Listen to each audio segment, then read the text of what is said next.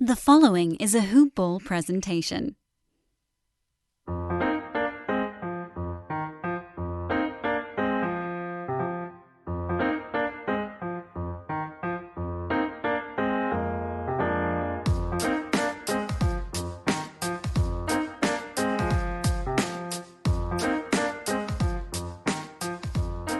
HoopBallers! Welcome back to another episode of Today in Sports Betting. I'm your host, Devin Ellington, at DALE007 on Twitter. And this is a hoop-ball.com presentation. It's a very special presentation. It's a very special day, a national holiday in my books. And that is the beginning of March Madness. We had the first four yesterday, but today's the thick of it. Gonna have a few different shows today, I believe. Just gonna kind of intake and talk and digest and spit out and regurgitate basketball all day. Gonna have picks going and flying into the Wager Pass all day. So if you're not a part of the Wager Pass or Premium Crew or the Discord family, I would recommend going over to hoop-ball.com, checking that out, checking out the free content, primarily because it's great, but stick around for some of the premium stuff for a month or so. See how you like it, see how it treats you. 33 cents a day. We got about 10 handicappers on hand on the Wager Pass. HoopBall 360, $12.99 gets all of it for you. But, we do have some great DFS pros. So if you just want some DFS tidbits, we have the DFS pass also. So check that out. Have some fun with us on this March Madness. Some of these games we talk about is going to overlay a little bit. We're recording this about 10:15 Central Standard. First game tips off at 11:15, Florida and Virginia Tech. But before we get into all of the tidbits and the way that this show is going to break down, like I said, it's a big show. And it's even bigger because we're going to be unveiling our new product. It's not a product, it's a person. But for the first time, we're going to have fellow hoopballer Blake on, and he's going to discuss some stuff with us and some picks and some college ball intake. First half, I'm guessing we might hear some good nuggets about that since he's the king of that involving the HoopBall pickers. So, if you're a part of the Discord family and the premium stuff, you know who Blake is. You hear him in the chats all the time and making picks. And, he's put picks into the Wager Pass for us. And really great fella out on the mountains, out in Mountain West Conference territory. So another added flavor to the handicapping services of HoopBall. So without further ado, I don't want to make them wait any longer, but I'm going to get Blake in here and we're going to get rolling on this bracket talk, and it's going to be a fun show. He's at Blake Lawatch on Twitter, Lawatch. Blake spelt normally. I don't think I've ever had Blake spelt differently or seen that. So if you're weird like that, I don't know what to tell you. But anyways, Blake, buddy, thanks for coming on. I know we've been trying to make this happen for a while. We finished up that baseball preview article for all the MLB teams, and we're just we're trying to churn out some really great content together here. Yeah, man, I am stoked to be here. I'm stoked for the baseball article, March Madness, and even the NIT. It's I'm half stoked for the NIT as well. It's been good so far. What I noticed about the 16 seeds and the lower seeds in this NCAA tournament is the quality of teams from this year to last year, the last couple of years have just been a lot better. And then with that being said, it's kind of synonymous that the NIT teams would be a little bit better and the draws were a little more competitive. So I really have enjoyed some of these games. The only true blowout was, Davidson and NC State controlling that game. But, we've had some really good matchups within the NIT, seeing some great players like Bassey from Western Kentucky, Charles Bassey. And on top of that, layer that with the NCAA tournament, and we have a college basketball fans delight going on right now. Yeah, it's been awesome. I think the lower teams, especially in the NCAA tournament, it's awesome because I think they're better than normal, like you said, but I think the 1 seeds aren't as good. You know, the blue bloods aren't quite as blue this year. Yeah. And it makes those, minus 20 lines, minus 25 or whatever they get to. It makes those a little tougher. It makes me want to back all the underdogs, but I can't quite do that. Right. Well, I am on the side of a lot of dogs early in this tournament, I've noticed. Yeah, I'm telling myself not to be quite as much. Yeah. Sometimes I don't know. I mean, I think this is a tournament that the underdogs could be barking. We've seen early success from underdogs winning in the conference tournament, so I'm not sure how much that might carry over or if it's parallel at all. But just something I was interested in. But there was a couple of games that started first. There was one specific SEC team that you were looking to talk about. I haven't formulated a big opinion on them. They're at 11:45 and Central Time. Sorry, y'all. So adjust accordingly. But Colgate +9 on the spread. 158 is the opening number. It's all the way up to 162 now, from what I'm seeing. This is going to be on True TV, and if I remember right, this is the south part of the bracket. And what's your take on this one, Blake? I know you said you had a play on it. Colgate, Arkansas. Colgate is a team that I've enjoyed. I've enjoyed backing them, but when you get in the tournament, it's just it's like a whole new season. It's hard to judge anything.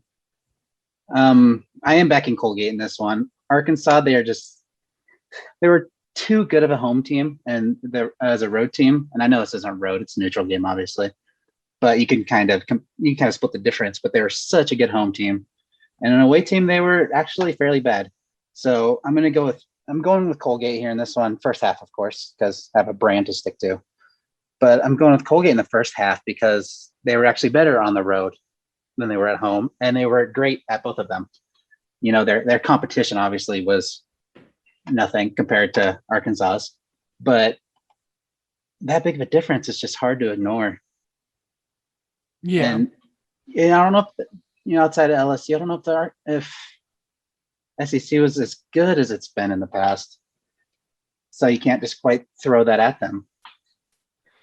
Yeah, it's hard to just kind of throw conference stuff into context here within the the big bracket. And it's one of those things that you got to really be close-minded or just really pay attention to with the just different swirls of styles of plays going on in this tournament. And just the up to minute players that could be out, especially being heightened with the COVID risks.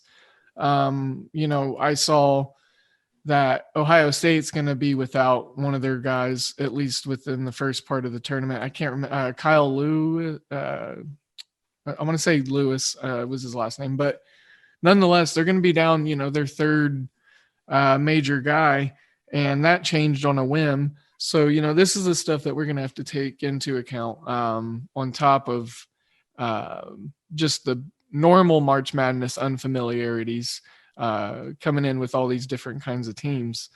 And, I hinted at Virginia Tech and Florida being the first game, and I'll just do a rough scratch over of it. It's a 10-7 matchup. I actually did submit a play into this on the Wager Pass. It's 11-15 tip. Got a total of 132 and a pick is the side. One thing I noticed is Florida is very efficient as an offense, but Virginia Tech could also create an influx of steals. There's an uptick possibility for that, I believe, in this game. And then the number 14.5, that's, the amount of opponent turnovers per game that Virginia Tech causes.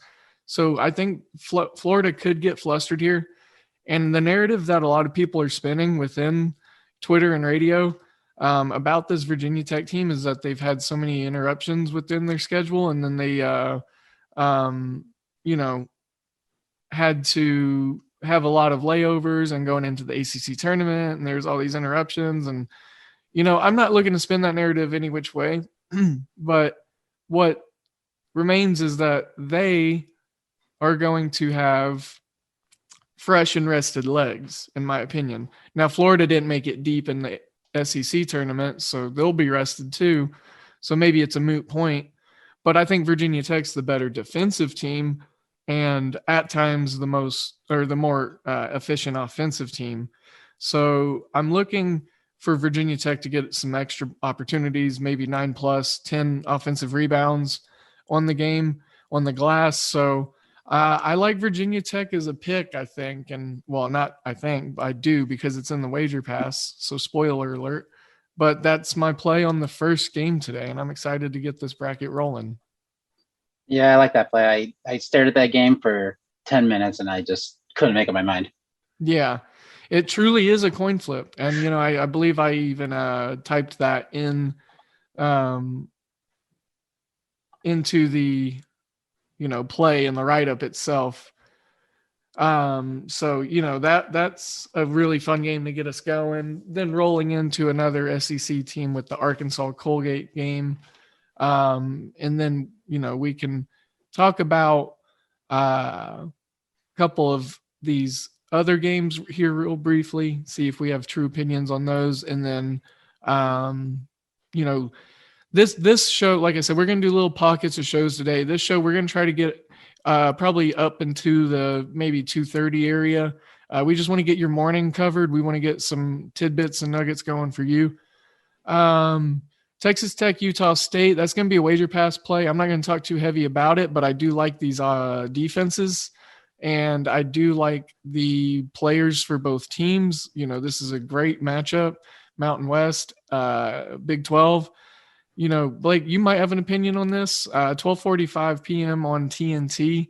11 seed versus 6 seed, and I believe it's the Midwest part of the bracket. So, you have an opinion on this Mountain West Conference team?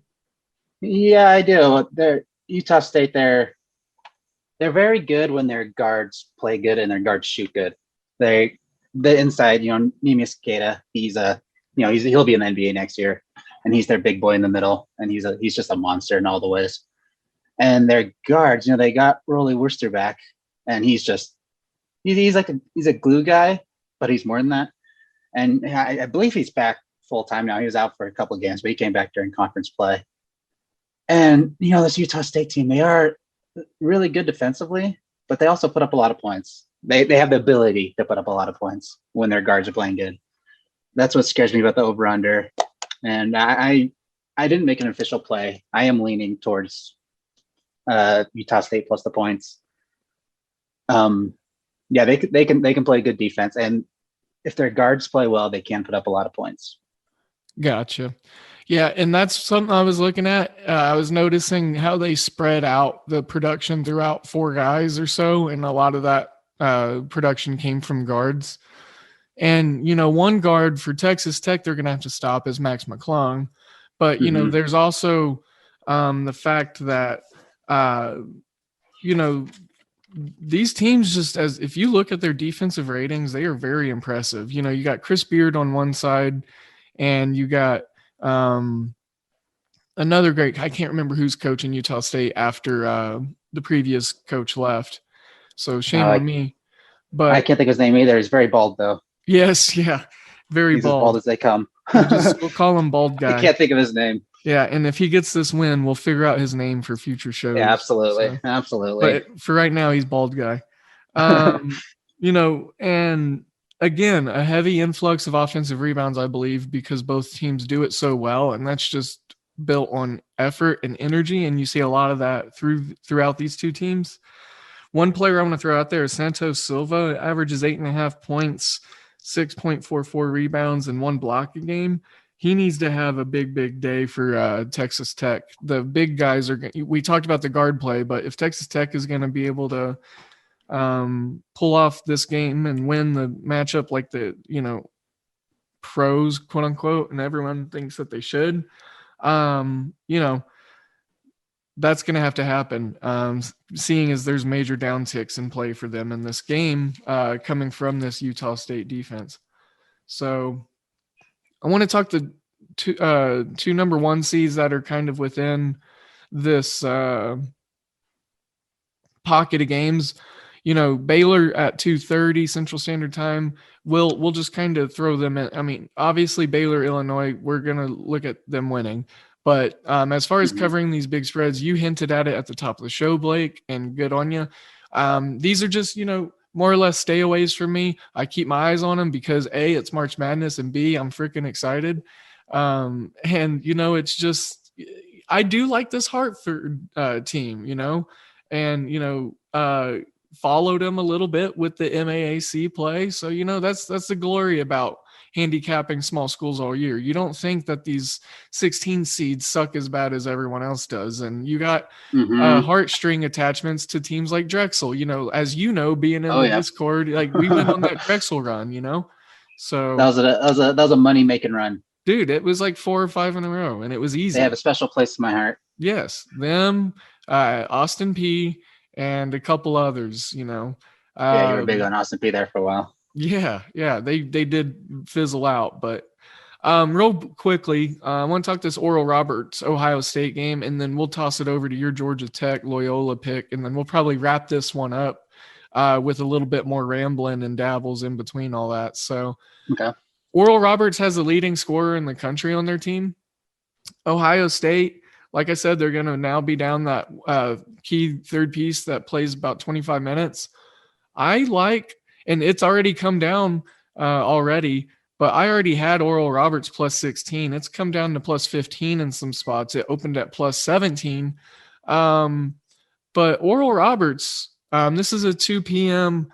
CBS game, so I know what game I'm going to have. Oral Roberts in Tulsa. This is an Oklahoma school, so of course I got to watch this one. And Ohio State, really great team. Really great team. I think I got them going deep in just about every bracket. But Oral Roberts and Ohio State, I think, are going to combine for a good amount of points. You've got really good 3-point shooting from Oral Roberts. Ohio State can be, beat on the perimeter. And if Oral Roberts gets going super quickly and super early, we could see, 30 points real quick in the first half. I'm just hoping that they didn't lose too much glue out of the bottle for Ohio State for the production to dip too much. The guy they lost wasn't really a scorer, but he definitely helped, generate, production and smooth offense. So, look for that to keep an eye out. And, this is just an exciting game. The leading scorer in the country in the tournament, in the field of players, he's Abrams. Abrams, I think that's how his name is pronounced. Abrams, something weird like that. Abrams sounds right. Yeah. I know he just spells it a little different. It throws me off. But yeah, no, kids dynamite. Ohio State's got some great players also. And this could be an interesting matchup to watch. Could come down to less than a double-digit spread. I think this double-digit underdog Oral Roberts has a good chance of putting up some points. Yeah, there's going to be a truckload of points scored in that game. I hope so. Oral Roberts, it allows so many points on defense. They're, bottom 50 in points allowed on defense. So even if Ohio State is missing a guy or two, it's going to be a high scoring game. It's going to be an NBA game. Yeah. 2-15 matchup, by the way, 2 seed, 15 seed matchup, 2 p.m. CBS. Tune in for a little bit if you guys want to. Georgia Tech, Loyola, Illinois, Chicago, however you want to. I don't know. I know. What is that? They change it every time. Every time I look, they have a different. And every site is different. Yeah, yeah. It's like LHC, and I'm like, well, how the hell is there even an H in there? Georgia Tech, obviously being down, the ACC Player of the Year is huge, and we saw this line spike, and it instantly turned it away from me, turned it into a stay away game just because it is such a huge injury. And, that guy was going to be the only guy that was going to be able to go, guard and defend Cameron Krutwig very effectively. And then also be a bruiser and compete on the offensive side against, Krutwig and the rest of the Loyola defense. This is a huge loss, and it turned it into a stay away game for me. I know you have a play. The only reason I'm opinionated or picking this game is because I'm in brackets, in bracket pools. So it wasn't an 8-9 matchup I was excited to pick just because it was going to be such a good matchup. But now without the ACC Player of the Year, it loses some of its pizzazz. Yeah, it loses a lot of pizzazz. And, I first dug into this game. I saw the line. I was like, what in the world's going on? And then I saw, of course. That makes a big difference. But I'm still playing it only because Loyola is one of the best teams. One of my favorite stats is, I'm a first half kind of guy, obviously. And one of my favorite stats is first half margin of victory. And Loyola is 7th in the country at plus 8.2. And, Georgia Tech is still solid. They're plus a couple. I think they're plus 0.2 or something. But without Georgia Tech's leading scorer, and they already don't put up a lot of points to begin with, I see them, I see Loyola win in the first half, 30-20 kind of score, an ugly score. And I just, Loyola's doing even better during conference play than they were during the regular season. Georgia Tech was slightly worse during conference play. So with the trends, all the angles, Moses Wright being out, I have 2 plays on this actually. I got Loyola minus the points in the first half, and I got Georgia Tech. I have the under. The under of 58 in the first half, which is a low under, but I still think it goes under that. Yeah. If you've seen any of the first halves in the Loyola, they throw so many different defenses at their opponents that it takes a while for the opposing team to really lock in or find a set that works for them. And that's what I really like about this Loyola team. And I think they got a significant advantage boost by, and I think his name is Moses. I know Moses is either his first or his last name. For Georgia Tech? Yes. Yeah, they're the main guy that's out. But I've lost you. I'm sorry. Yeah, no, they definitely got a major advantage boost there in not having to match up against him. But with the remaining games, we're kind of at the point where we're in the late after or early afternoon, but I want to save some of these matchups. I'm interested in Oregon State, Tennessee. Obviously, some of these evening games are going to be fun. We talked Hartford, Baylor, obviously Liberty, Oklahoma State. I got to put my sweater on. Oklahoma State game at 5:25. We got some decent evening games. Cleveland State, Houston's going to be a bit of a. I don't know how Cleveland State's going to score, but we do have some really, really, really great matchups coming up. I'm probably most excited for North Texas, Purdue. I'm really loving this North Texas side, but I won't spoil all of it. Syracuse, San Diego State.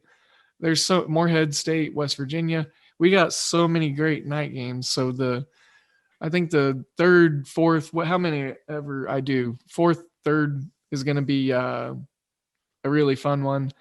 Not that this one wasn't, but we're going to have so much basketball throughout our day, and it's going to be phenomenal. And I'm excited just thinking about it. Yeah, I'm stoked. I do have a lean on San Diego State, so I'm excited about that. I don't know if I'm going to make an official play yet, but that game's going to be fun. They're a fun team to watch. Well, and it's the, team that shoots really well against a defense that defends the 3-point, really well. So, yeah, absolutely. That's going to be the key matchup there. When I first saw this game, I was all over Syracuse, and I just Syracuse this, Syracuse that. But, the more I look at it, this San Diego State team, and we can do a little bit of a light brushing on it if you want, but this San Diego State team is really, there's a lot of continuity. Sure, they lost Malachi Flynn to the NBA, but, that loss was expected, and they were built around, a couple years of production. And the fact remains that there's a lot of continuity on the San Diego State team, the team that had the great run last year. So don't sleep on the San Diego State team. They just got to get through a couple of tests. The draw was a little tough, but that defense is going to be tough to match up against in the NCAA tournament. And you being a Mountain West guy, I'm sure you're familiar, but I think they'll represent the conference well and get maybe one or two wins out of it. Yeah, San Diego State's been a thorn in my side for many a years now, and they're even getting better at football, which just upsets me as well. But I think San Diego State, it's such a bummer we didn't get to see them last year in the tournament. What a waste of opportunity. But they were missing their beat earlier this year, but I think they're full go now. I don't think they're missing Malachi at all anymore. Obviously, Matt Mitchell is awesome. I think Jordan Shackley, I believe is how you say his name. I think he's one of the top 3-point shooters in the country. Mm-hmm. Yeah. And they're just so solid all the way around. Defensively, they're just they stop anything. It's very frustrating to watch from an opposing team. Yeah. No, it's like you said, early on they struggled, and now I think with, like you said, Miller stepping up, that's just huge. And I think they're going to be able to probably get rolling in this tournament, and they're going to be resembling a locomotive. Good. So, but, well, Blake, we got some basketball to continue to prep for, and we got some stuff to watch. Most importantly, we got to get this stuff out to the fans and to the listeners. So on top of what we already got going on,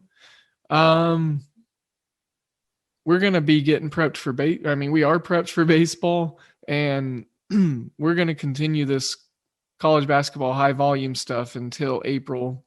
So listeners, like I said at the top of the show, make sure that you get to hoop-ball.com, get signed up for, the free and the premium stuff. Try us out, join the family for a month, see how you like it. Chances are we get you your money back within the first few hours that you're a part of the team. So we try to work quick and work effectively.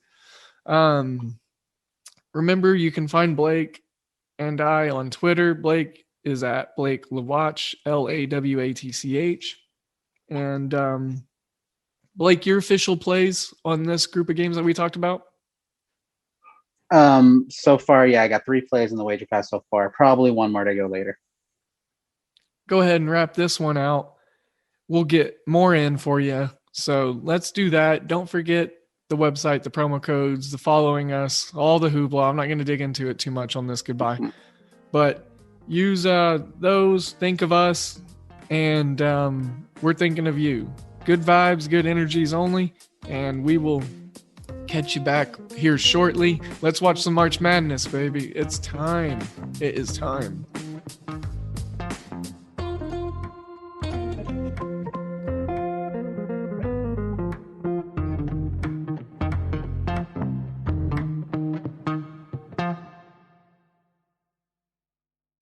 This has been a HoopBall presentation.